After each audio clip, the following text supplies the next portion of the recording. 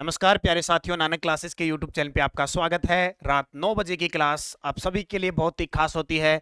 राजस्थान सामान्य अध्ययन की क्लास टॉपिक वाइज क्लास चल रही है। आज का जो बहुत ही खास टॉपिक है, राजस्थान के पुरातत्व, अभिलेख, शिलालेख, प्रशस्ति और सिक्कों से संबंधित ये क्लास है।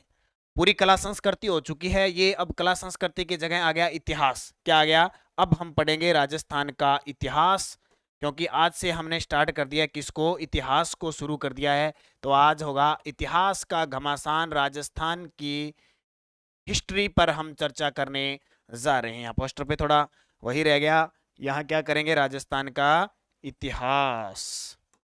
राजस्थान का इतिहास हम शुरू करने जा रहे हैं। पूरी कला संस्कृति, पूरी ज्योग्राफी हमने पढ़ ली है। अब शुरुआत हो जा रही है इतिहास की, ठीक है। तो टॉपिक वाइज टेस्ट 9 बजे शाम को ये टेस्ट मिलता है। 6 बजे इसकी व्याख्या आपको यूट्यूब पे मिल जाती है। कितने बजे? 6 बजे आपको यूट्यूब पे नानक क्लासेज ऐप में टेस्ट मिल जाता है और यहाँ आपको ये क्लास मिलती है। तो ज्वाइन कर लेना नानक क्लासेज ऐप, उसमें राजस्थान सामान्य अध्ययन की टेस्ट सीरीज है। टॉपिक वाइज पूरी टेस्ट सीरीज चल रही है और पूरे साल तक मिलती रहेगी आपको। तो स्टार्ट करें आज का टॉपिक। अभिलेख, शिलालेख, प्रशस्ति, सिक्के होते क्या है कि अभिलेख, शिलालेख जो पत्थरों पे लिखे होते हैं उससे हमें जानकारी मिलती है कि कौन सा शासक कब आया, क्या घटना घटित हुई, कौन सा युद्ध हुआ। प्रशस्ति, राजा की प्रशस्ति में लिखे हुए जैसे कीर्ति स्तंभ प्रशस्ति, राज प्रशस्ति, ऐसी प्रशस्तियां होती है। और सिक्के जहां से भी मिले उनसे किसी न किसी राजा की किसी न किसी प्रकार की जानकारी मिलती है। तो स्टार्ट करें आज की क्लास। पहला प्रश्न देखो, श्री सरस्वती प्रकाश पुस्तकालय जो अलभ्य और दुर्लभ साहित्य का अप्रतिमख्य जाना जाता है, कहाँ स्थित है? तो ये कहाँ स्थित है? जो श्री सरस्वती प्रकाश पुस्तकालय फतेहपुर सीकर के अंदर है। कहाँ पे? श्री सरस्वती प्रकाश पुस्तकालय। आज बस नॉर्मल से प्रश्न है, बहुत कम आते हैं प्रश्न, जो भी आता है उससे चीजें रिपीट, क्योंकि रोज टॉपिक वाइज टेस्ट है। एक टेस्ट सीरीज पूरी होगी, दूसरी स्टार्ट होगी। दूसरा प्रश्न, मिहिर भोज की प्रशस्ति के रचयिता कौन है? ये मिहिर भोज कौन था? गुर्जर प्रतिहार वंश का शासक था। इसका गुर्जर प्रतिहार वंश का शासक था मिहिर भोज। बड़ा ही गजब का शासक था जिसने उपाधि धारण की थी आदि वराह की। इसकी आदि वराह की उपाधि धारण की थी और इसने अपने प्रदेश के अंदर बहुत सारे मुस्लिम लोगों को हिंदू बनाया था। मिहिर भोज वो था। तो मिहिर भोज प्रशस्ति यानी मिहिर भोज राजा था, उसकी प्रशंसा में जो प्रशस्ति लिखी गई वो किसने लिखी थी? बालादित्य ने। किसने? बालादित्य ने। निम्न में से किस शिलालेख में प्रतिहार शासक महेंद्रपाल का वर्णन है? देखो, प्रतिहार वंश ने राज कहाँ किया था? मारवाड़ में। अब आज से इतिहास शुरू हो गया ना, तो हम पूरी पढ़ेंगे। प्रतिहार वंश आया लगभग शुरुआत इसकी हो जाती है 7वीं 8वीं शताब्दी में और 7वीं से 12वीं शताब्दी तक रहता है। इसमें प्रतिहार वंश का जो शुरुआती शासक होता है हरिश्चंद्र, ये प्रतिहार वंश का संस्थापक होता है। फिर वत्सराज, वत्सराज का नाम सुना है, नागभट्ट प्रथम, नागभट्ट द्वितीय। इसके अलावा महेंद्रपाल, महीपाल, मिहिर भोज, ये सारे प्रतिहार वंश के शासक होते हैं। तो महेंद्रपाल का वर्णन किसमें मिलता है? प्रतापगढ़ शिलालेख में। किसमें? प्रतापगढ़ शिलालेख में। ये बिजोलिया शिलालेख भीलवाड़ा में, गोसुंडी चित्तौड़गढ़ के अंदर है, नगरी चित्तौड़गढ़ के अंदर है। नाथ प्रशस्ति के रचयिता कौन है? एक नाथ संप्रदाय आया था, तो नाथ प्रशस्ति के रचयिता कौन है? तो नाथ प्रशस्ति के रचयिता, तो नाथ प्रशस्ति के जो रचयिता है अमर कवि कौन है? नाथ प्रशस्ति के रचयिता अमर कवि है। क्योंकि यहाँ से प्रश्न गहराई में अपने को पढ़ने की जरूरत नहीं है। ज्यादातर 5-7 प्रशस्तियां जो इंपॉर्टेंट है किसी राजा के बारे में या उनके रचयिता के बारे में पूछा जाता है। और ये टेस्ट सीरीज है, मैं आपको बता रहा हूँ। जिसने नानक क्लासेज ऐप डाउनलोड नहीं किया भाई कर लो। राजस्थान सामान्य अध्ययन नाम से ये टेस्ट सीरीज है और इस टेस्ट सीरीज की खासियत, इसमें भूगोल, इतिहास, कला, संस्कृति और राजस्थान की राजनीति 31 दिसंबर 2023 तक इसकी वैलिडिटी है। शाम 5 से 6 बजे के बीच रोज टेस्ट मिलता है। एक टेस्ट सीरीज पूरी होगी, दूसरी फिर स्टार्ट। टॉपिक वाइज है, तारीख लगी हुई है कि आज कौन सा मिलेगा, कल कौन सा मिलेगा। जैसे मान लो एक पोर्शन पूरा हो गया, फिर स्टार्ट। सिर्फ संडे को टेस्ट नहीं मिलता, बाकी रोज 31 दिसंबर तक आपको टेस्ट मिलेगा। ये खासियत है।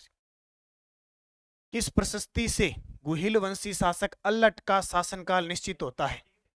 किस प्रशस्ति से गुहिल वंश शासक अल्लट का शासनकाल निश्चित होता है? तो वो अल्लट, अब अल्लट मेवाड़ का शासक था जिसने आहड़ को राजधानी बनाई थी। आहड़ को क्या बनाई थी? राजधानी। मेवाड़ में नौकरशाही शुरू किसने की? अल्लट ने। नौकरशाही का प्रचलन किसने किया था? अल्लट ने। तो अल्लट के शासनकाल का निश्चय किस प्रशस्ति के अंदर होता है? तो अल्लट की जानकारी मिलती है सारणेश्वर की प्रशस्ति से। कहां से? सारणेश्वर की प्रशस्ति से। राजस्थान का सबसे प्राचीनतम अभिलेख बड़ली स्तंभ लेख किस तिथि का है? ये इसको राजस्थान का सबसे प्राचीनतम अभिलेख माना जाता है, जिसका नाम है बड़ली स्तंभ अभिलेख। तो ये 443 ईस्वी पूर्व। कब का? 443 ईस्वी पूर्व। राजस्थान राज्य अभिलेखागार के संबंध में असत्य, बड़ा ही शानदार प्रश्न है। इसकी स्थापना 1955 में जयपुर में की गई, जिसे 1960 में बीकानेर स्थानांतरित कर दिया।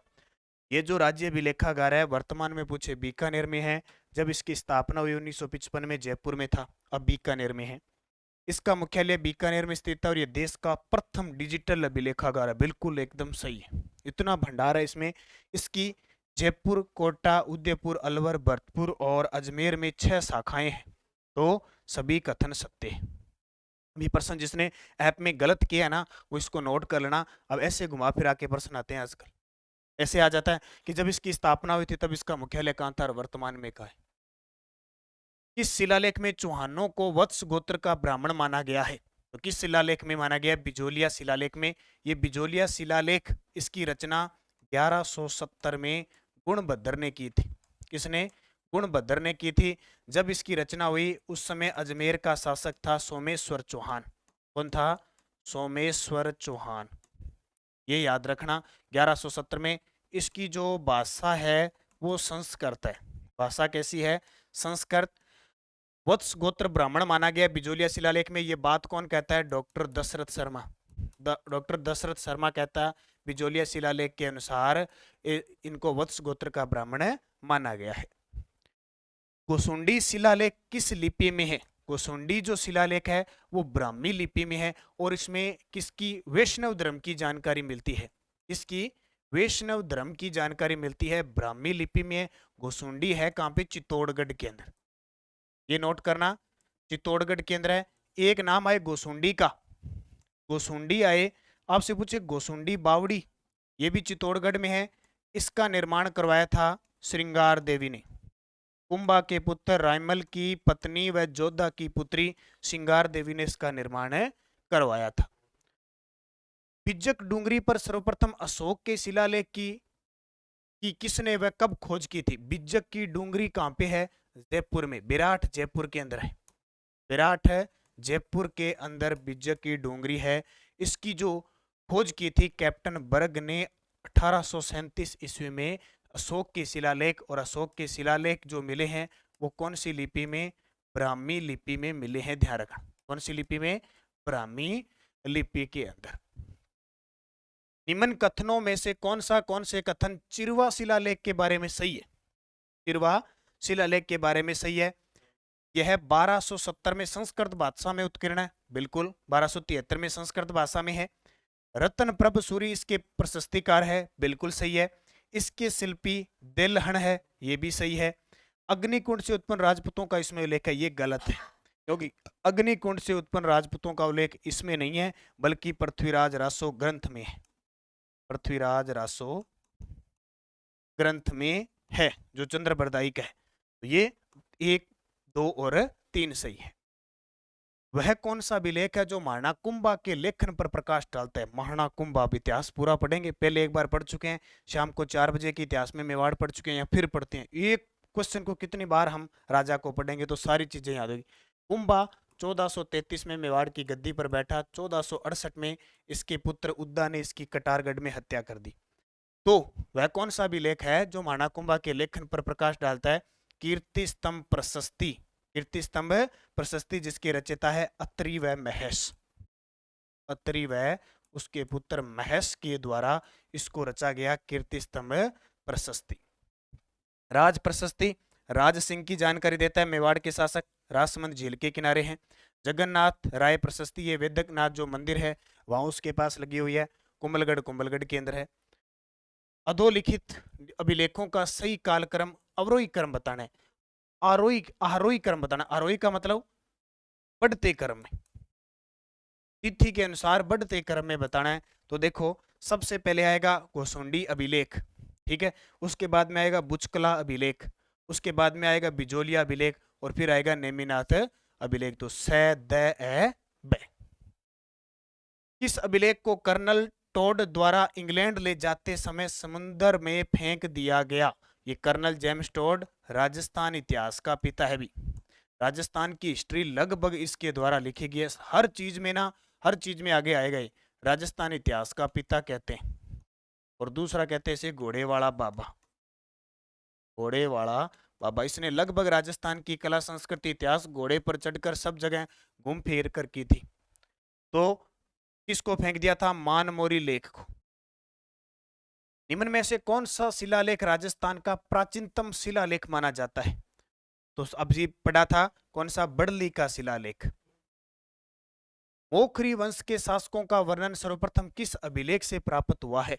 मोखरी वंश के शासकों का वर्णन सर्वप्रथम किस अभिलेख से प्राप्त हुआ है? तो ये बड़वा यूप अभिलेख से। किससे? बड़वा यूप अभिलेख से। जैसे कणस्वा का लेख कोटा का है, ठीक है, नांदसा भीलवाड़ा, गोसुंडी चित्तौड़गढ़। नगरी चित्तौड़गढ़ के गोसुंडी गांव में गोसुंडी शिलालेख सर्वप्रथम किसके द्वारा पढ़ा गया? नगरी कहाँ पे है? गोसुंडी गांव के अंदर, नगरी के अंदर गोसुंडी शिलालेख सर्वप्रथम किसके द्वारा पढ़ा गया? Colonel James Tod. मैंने कहा था ना, जब हम पूरी हिस्ट्री कल्चर लगभग पढ़ते हैं, कर्नल जेम्स टोड का नाम है आता ही आता है। ये नगरी, नगरी का प्राचीन नाम था मध्यमिका।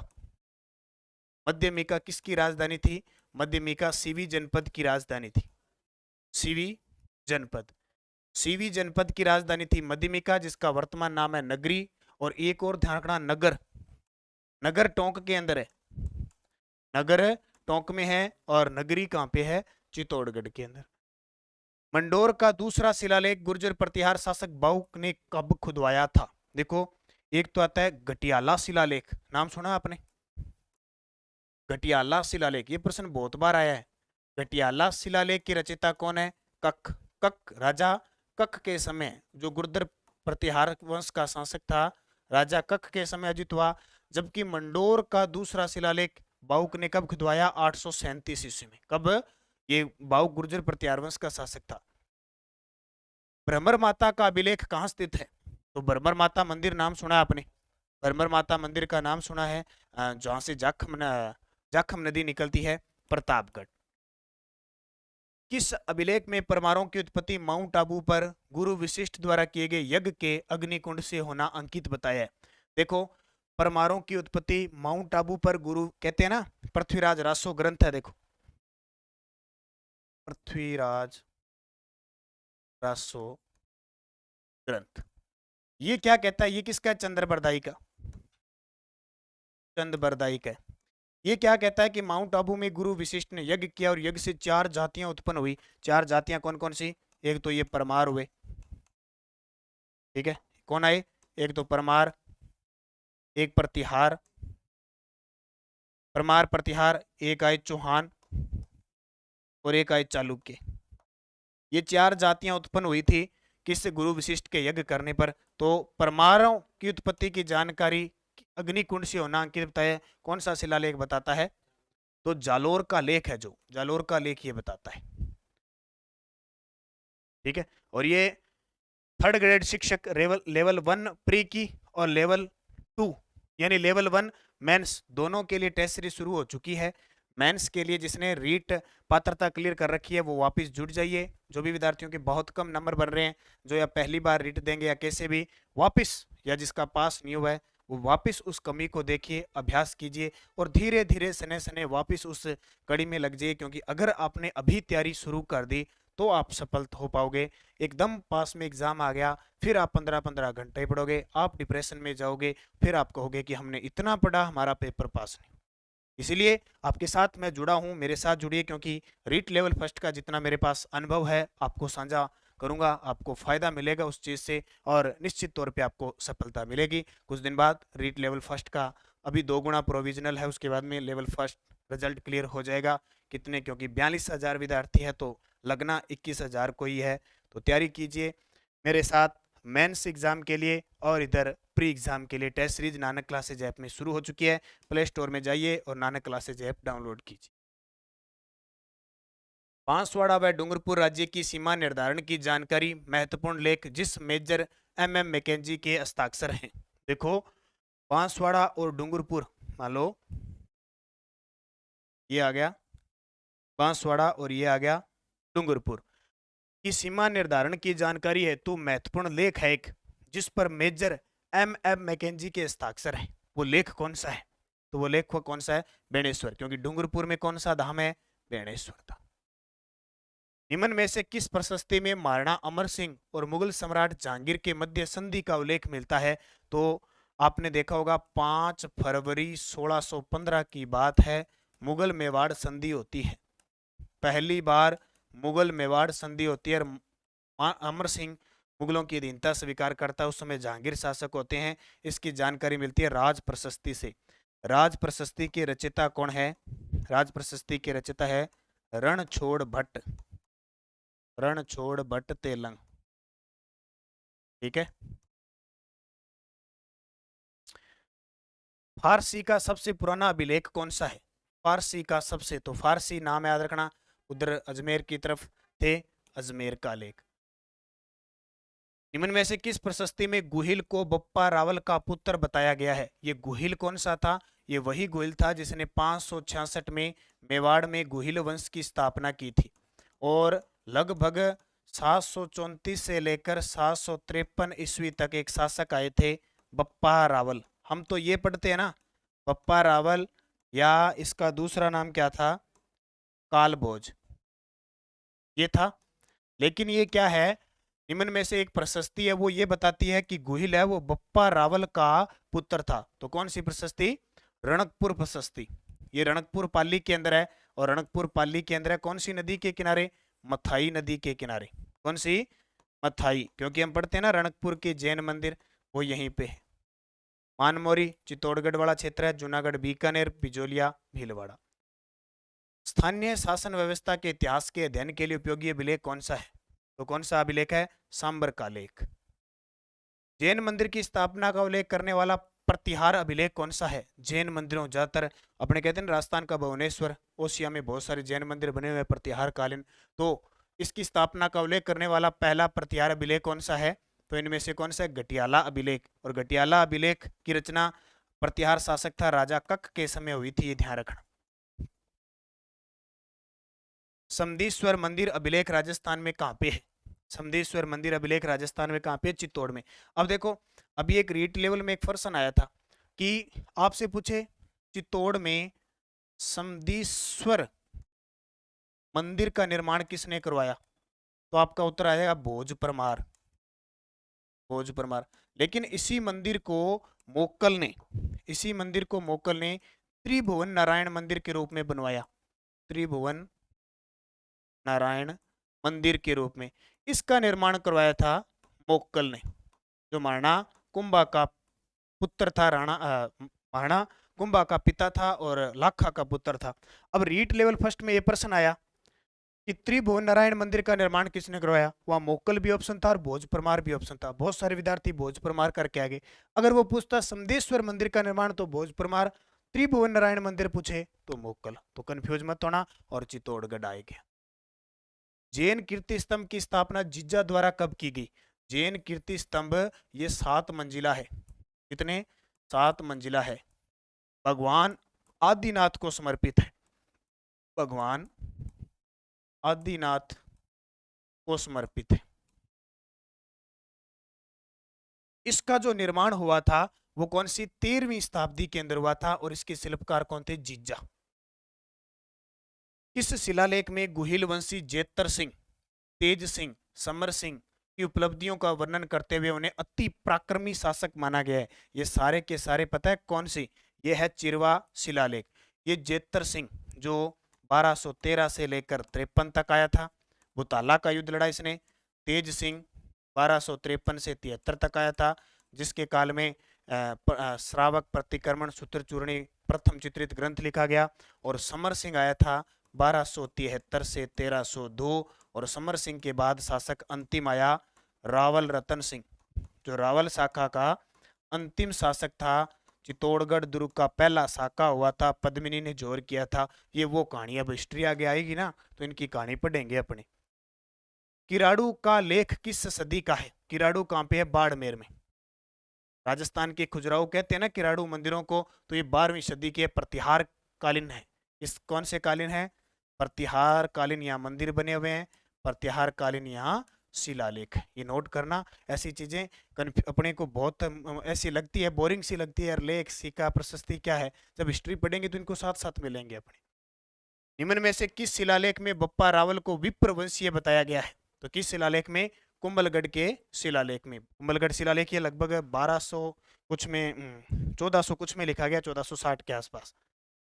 जूनागढ़ प्रशस्ति के रचयिता, जूनागढ़ कहाँ पे है? बीकानेर। ठीक है, ये जूनागढ़ प्रशस्ति रची गई थी, शासक थे राय सिंह, इस समय रची गई थी। तो इसके कौन थे? जेता। राज प्रशस्ति के रचयिता, तो राज प्रशस्ति के रचयिता कौन है? रणछोड़ भट्ट। राज प्रशस्ति में राज सिंह, बप्पा रावल से लेकर राज सिंह तक की जानकारी मिलती है। और राज प्रशस्ति जो है वो संस्कृत भाषा में है, राजसमंद झील के किनारे है।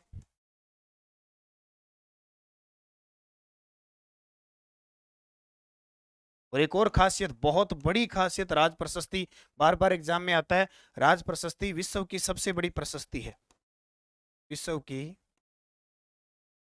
सबसे बड़ी प्रशस्ति है। ठीक है, ये भी ध्यान रखना। शाहजहानी मस्जिद का लेख कहाँ मिलता है? शाहजहानी मस्जिद का उल्लेख अजमेर के अंदर। उदयपुर में पिछोला झील के निकट सिसारमा गांव में वैद्यनाथ मंदिर में स्थित प्रशस्ति जो कि 1719 में है के रचनाकार कौन है? तो इसके कौन है? रूप भट्ट। ठीक है, और इस प्रशस्ति में बता देता हूं, इसके समय मेवाड़ के शासक थे जगत सिंह द्वितीय, जगत सिंह सेकंड थे, ये भी ध्यान रखना। वह कौन सा शिलालेख है जिससे ज्ञात होता है कि विग्रहराज चतुर्थ ने दिल्ली को अपने अधीन किया था? विग्रहराज चतुर्थ का मतलब विशलदेव, विग्रहराज चतुर्थ यानी विशलदेव जो चौहान शासक था, विशलदेव। ठीक है, जिसे विग्रहराज चतुर्थ भी कहते हैं। किससे जानकारी मिलती है? बिजोलिया शिलालेख। जब चौहानों की बात आए तो लगभग बिजोलिया शिलालेख से जानकारी मिलती है। वह अभिलेख जो प्राचीन राजस्थान में भागवत संप्रदाय के सर्वप्रथम प्रभाव की पुष्टि करता है, तो कौन सा? गोसुंडी। गोसुंडी शिलालेख मैंने बताया था ना, वैष्णव धर्म से संबंधित ब्राह्मी लिपि है, चित्तौड़गढ़ के अंदर है। बड़ली का शिलालेख जो कि अशोक के मौर्य से पूर्व का माना जाता है, कहाँ स्थित है? ठीक है, तो ये अजमेर में। देखो, बड़ली का शिलालेख अशोक, मौर्य सम्राट अशोक आया था ना, उससे पूर्व का ही माना जाता है। इनमें में से कौन सा मंडोर के प्रतिहारों के इतिहास की जानकारी देता है? तो मंडोर के नाम आए तो गुर्जर प्रतिहार, और गुर्जर प्रतिहार का नाम आए तो गटियाला। मंडोर, गटियाला, ये इसके लिए स्पेशल। और गोसुंडी। राजस्थान प्राच्य विद्या प्रतिष्ठान कहाँ पे है? तो जोधपुर में है, सीधा ही है। ललित अकादमी जयपुर के अंदर है। बीकानेर में राज्य अभिलेखागार है, और उदयपुर में राजस्थान साहित्य अकादमी है। ठीक है, तो ये क्वेश्चन इंपॉर्टेंट अब मैं सभी को बता देता हूँ। एक तो राजस्थान पुलिस एसआई की test series Nanak classes app में चल रही है, अगर लगाना चाहते हो स्टार, संपूर्ण सिलेबस पर द्वितीय प्रश्न पत्र की टेस्ट सीरीज है, पाठ्यक्रम पर आधारित पूरे सिलेबस की पीडीएफ डाली हुई है, उसके अकॉर्डिंग टेस्ट हो रहे हैं। और राजस्थान पुलिस की टेस्ट सीरीज चल रही है, क्योंकि जैसे पटवारी की अभी सूचना जारी होने जा रही है, तो कांस्टेबल की जारी होगी, नए जिलों का गठन होगा, तो एलडीसी, पुलिस, एसआई सब चाहिए। बस आप तैयारी करते रहो, अभ्यास करते रहो, सफल आपको होना है। तैयारी कैसे करोगे? एक तो होता है ना, हम सीधे पढ़ते रहे पता नहीं चलता हमें कौन सा पढ़ना है कौन सा नहीं पढ़ना। जब हम तैयारी करते हैं, हमारे सामने सिलेबस होता है, हमारा टारगेट होता है कि इस सप्ताह में हमें इतना पढ़ना है, तो उससे तैयारी हो जाती है। फिर उस सप्ताह में पढ़ने के बाद हम उसका टेस्ट देते तो हमें पता चलता है कि हमने 7 दिन ऐसे बर्बाद किए या कुछ याद हुआ है। उसके लिए टेस्ट है, और नॉर्मल चार्ज में पैसे हैं। ठीक है, इससे आप आराम से इतने के बाद में तैयारी कर सकते हो। ठीक है, इसके अलावा और भी टेस्ट सीरीज हमारी टोटल चल रही है। सुबह 8 बजे करंट की क्लास सर वगैरह सारी लेते रहो, पढ़ते रहो, अच्छे तरीके से निरंतर अध्ययन करना है। धन्यवाद। जय हिंद, जय भारत, जय राजस्थान।